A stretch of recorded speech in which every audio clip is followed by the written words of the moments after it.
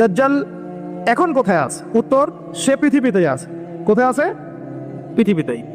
কোথায় আল্লাহ পাক রেখেছেন আমরা জানি না, কিন্তু সে যে পৃথিবীতেই আছে তা প্রমাণ তামিম দারির একটা হাদিস। তামিম দারি রাদিয়াল্লাহু আনহু একটা দ্বীপের মধ্যে দাজ্জালকে বন্দি অবস্থায় দেখেছেন। দেখে নবীর কাছে এসে বলেছেন যে আমি এটা দেখেছি। নবী সাল্লাল্লাহু আলাইহি ওয়াসাল্লাম বলেছেন, আমি তোমাদেরকে যে দাজ্জাল সম্পর্কে সতর্ক করেছিলাম এটাই সেটা, সে বের হবে অচিরেই। এবং সেদিন সে বলেছিল যে এই বাইসানের খেজুর বাগানে খেজুর থাকবে না, এখন সেখানে খেজুর নাই।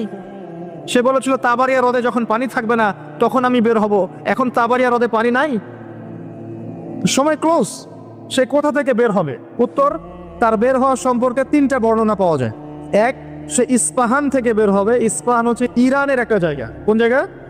ইরানের একটা জায়গা, এবং সেখানে ইস্পাহান নামে একটা জায়গা আছে। এমন হতেই পারে যে ইরান